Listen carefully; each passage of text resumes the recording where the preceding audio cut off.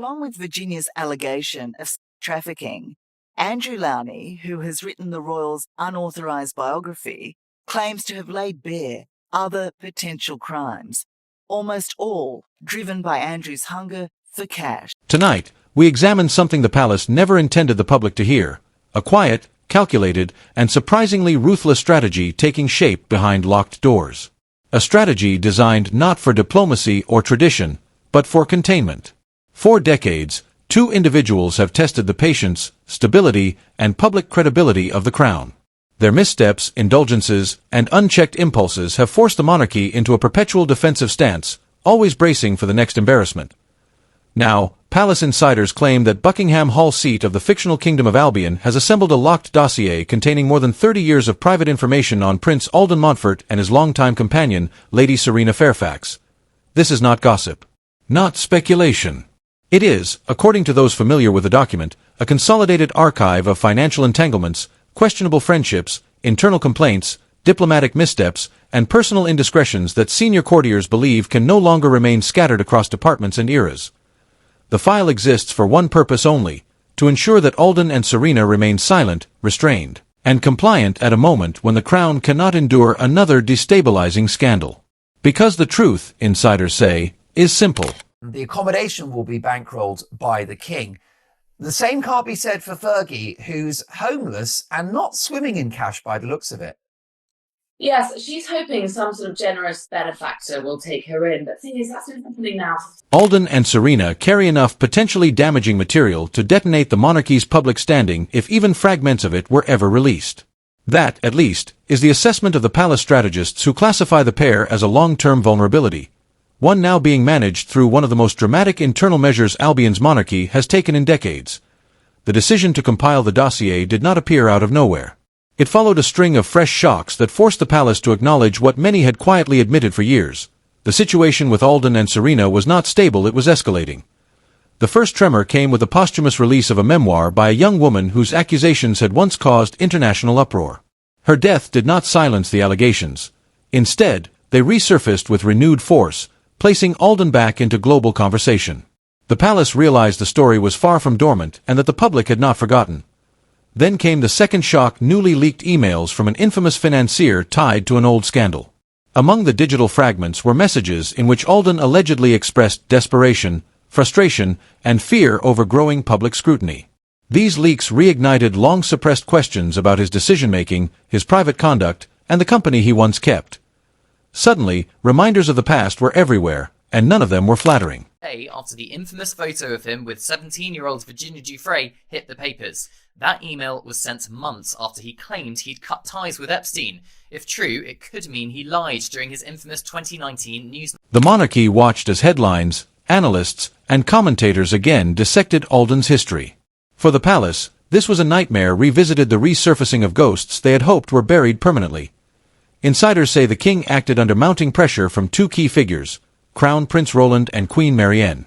Roland was deeply frustrated by Alden's insistence on issuing unsolicited public statements, laced with self-importance, as though he were still authorized to speak on behalf of the monarchy.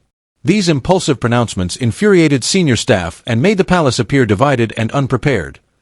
Marianne, who has never concealed her impatience with the chaos that seems to follow Alden, reportedly told the king that enough was enough. She had long believed that both Alden and Serena generated instability that drained public goodwill, a resource already stretched thin by political uncertainty and cultural shifts. Her view, according to several insiders, was blunt. Either the monarchy took decisive action, or it risked losing control of the narrative altogether. The king isn't there to exercise some grip. Prince William is quite rightly with his wife and family while she's recovering and having treatment for cancer. Nobody exercising any grip. No. Princess Anne should have handbagged him. I don't. Thus, the climate in which the dossier was assembled was not one of curiosity, but of necessity. This was not a collection of rumors. It was a strategic safeguard. The palace has accumulated decades' worth of material on Alden's questionable behavior, some of it leaked over the years, much of it carefully concealed. Reports of temperamental outbursts, entitled treatment of staff, and lavish demands during overseas tours. Stories of unregistered guests at private residences. Unexplained financial entries on embassy expense logs. Private meetings that bypassed official channels. A disastrous interview that shattered public trust. And that is before touching on Alden's business dealings, enterprises, he pursued with the confidence of a man who believed himself untouchable. Royal Lodge, Alden's grand estate, had been his last remaining fortress, a sprawling mansion symbolizing a status he no longer held. He resisted every attempt to dislodge him, but the king's patience eventually snapped. Royal Lodge is no longer his to defend. Prince Andrew is being stripped of his prince title. But why now? Buckingham Palace said the king has today initiated a formal process, and his younger brother will now be known as Andrew Mountbatten Windsor. He gave up his other titles earlier this month, including the Duke of York, after facing questions about his private.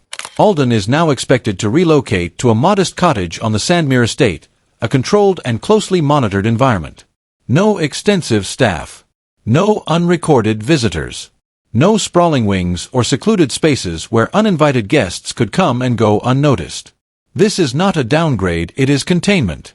But, according to those familiar with the matter, Alden is not considered the real danger. The true risk is Serena Fairfax. A prominent royal biographer put it starkly, Alden knows everything, but he will never talk. Serena knows everything because Alden told her, and that makes her unpredictable. For decades, Serena had unparalleled access. She lived through Alden's highs and lows, his jet-setting years, his turbulent finances, his questionable friendships.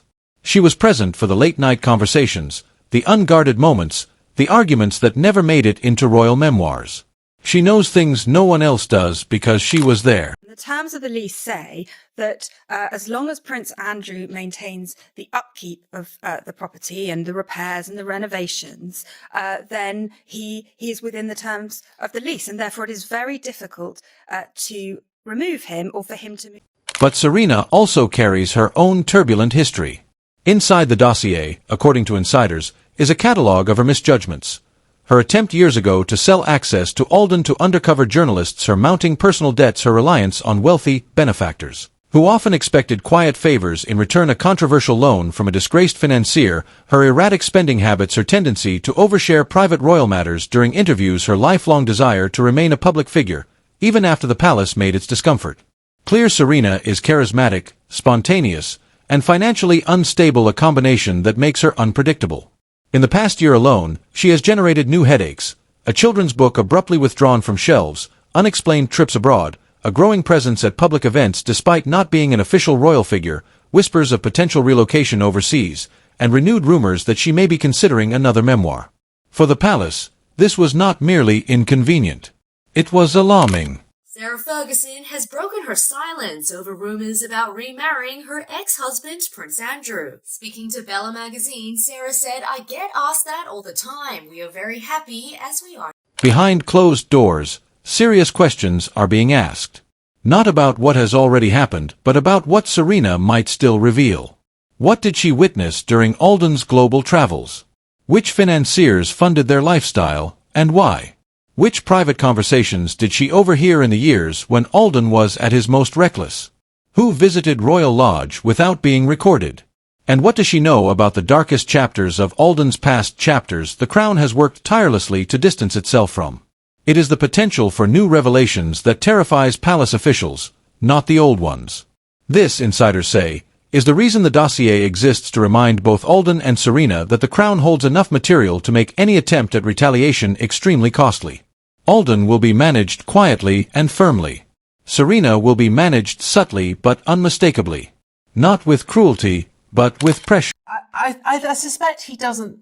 I don't think he has much self-awareness. I mean, that thing that was apparent from that Newsnight interview, wasn't it? That was the thing that came across, I think, very strongly. And he thought it had gone well. Yes, he thought it had gone well. He doesn't really have any self-awareness. He doesn't really understand how people see. Insiders describe the strategy as simple but effective. Relocate Alden to a controlled residence. Reduce his staff. Monitor his communications discreetly. Allow no opportunity for unregulated media contact. Serena, meanwhile, will be kept close through periodic reminders delivered through intermediaries that the palace possesses information capable of destroying her public reputation permanently. This is not negotiation. It is containment through leverage. If a dossier of this nature truly exists, it represents one of the most decisive and controversial internal moves the monarchy has taken in living memory. Alden has been pushed out of public life. Serena has been labeled the volatile variable, and the Crown is preparing for the possibility that one day, one of them might decide to speak. The palace is not waiting for that moment. It is preparing to prevent it. The case for his basically financial corruption, the way that he abused his position as the special representative for trade and investment between 2001 and 2011. He was helping his business chums do business, for example, in China and the Middle East. In recent months, new allegations still unverified but circulating widely have deepened the palace's concerns. Former staff from Alden's overseas tours have described patterns of late-night visitors, floor-clearing demands at hotels, and unlogged detours during diplomatic trips. A long-serving protection officer claimed Alden would disappear for private dinners with individuals whose names never appeared on official schedules. Diplomatic insiders whisper that certain foreign business contacts pursued Alden aggressively during his time as a trade envoy, offering hospitality packages that raised alarms and were quietly reported back to senior officials. Whether these new claims are true or embellished, the fact that they continue to surface illustrates why Buckingham Hall views Alden as an ongoing reputational hazard and why the dossier reportedly extends far beyond anything the public has ever heard. The monarchy now faces the very situation it hoped to avoid: a disgraced prince with decades of questionable behavior behind him, a companion who knows more than is comfortable, and a royal institution forced to operate on defensive footing. Alden and Serena have long been unpredictable. But for the first time, the palace is treating them not as historical embarrassments, but as active threats. If insiders are correct, the monarchy is bracing for impact and the public may want to do the same. New developments are coming. This story is far from finished.